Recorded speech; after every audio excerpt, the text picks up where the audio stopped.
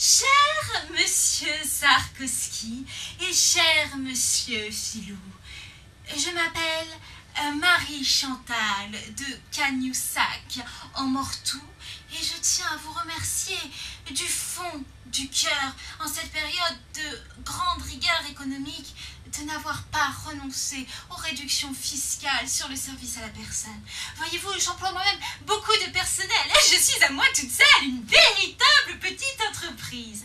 J'ai 6 bonnes à tout faire qui se répartissent les tâches sur mes 2 demeures principales, 2 jardiniers, 3 nourrices, une par enfant, un coach sportif et un coach de vie personnelle. Sans la réduction de 50%, j'aurais été obligée de me débarrasser de l'un de mes gens. Et ça aurait été un dilemme insurmontable à gérer. Voyez-vous, mes 6 bonnes sont tout le temps complètement affairées, dépassées par les événements.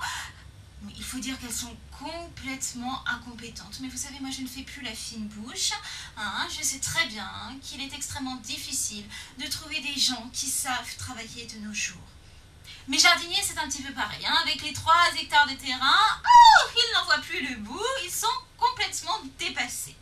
Non mais rassurez-vous, je sais tenir mes domestiques. Je leur fixe des objectifs. Tout ce qui doit être fait et ils doivent s'y tenir. Et s'ils ne respectent pas cela, je m'en moque. Ils restent le soir en plus ou ils viennent le week-end, gracieusement. Bien sûr, c'est pas à moi de payer pour leur incompétence. Et ils finissent ce qu'ils ont à faire. Bon, les nourrices, je ne peux vraiment pas m'en séparer. Ça, je le refuse catégoriquement. Mais je ne suis pas une vache laitière. Et voyez-vous, je pense que pour une maman, c'est très mauvais de voir ses enfants plus d'une demi-heure par jour. Ces trucs-là sont épuisants, ils me fatiguent. Et je pense vraiment que si je les voyais plus, je ne pourrais pas leur donner autant d'amour. Bon, quand ils seront plus grands, ce ne sera plus un problème. Je les mettrai en pension. Dans une école privée, bien sûr. Oh là là, je ne voudrais pas qu'ils côtoient de ces voyous métèques polygames et zoophiles dont vous parlez si justement et qui ne connaissent rien en bonnes mœurs.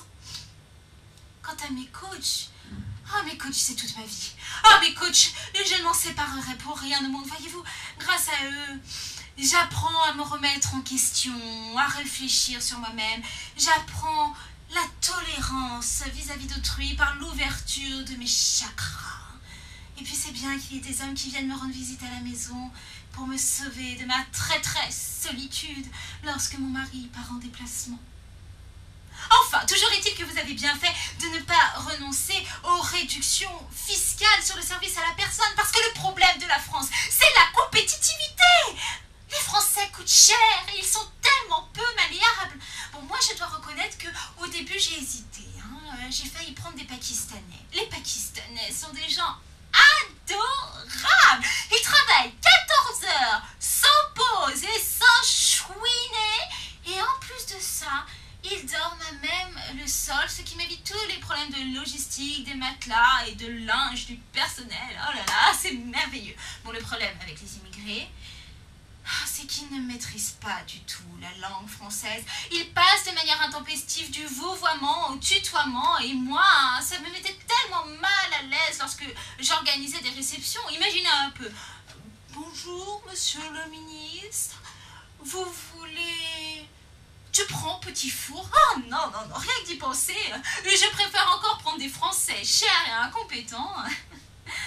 J'ai une petite anecdote à vous raconter. Voyez-vous, la dernière fois, je jouais à les bohèmes et je suis allée moi-même chercher mon pain à la boulangerie. Ça, c'est une idée de mon psychothérapeute parce que j'adore me déguiser en femme du peuple. Et il y avait là un monsieur handicapé et une espèce de vieille femme pauvresse. Ils discutaient tous les deux et ils se plaignaient parce qu'ils ne peuvent pas engager du personnel à moins 50% parce qu'ils ne payent pas d'impôts. Non mais attendez, c'est totalement hallucinant.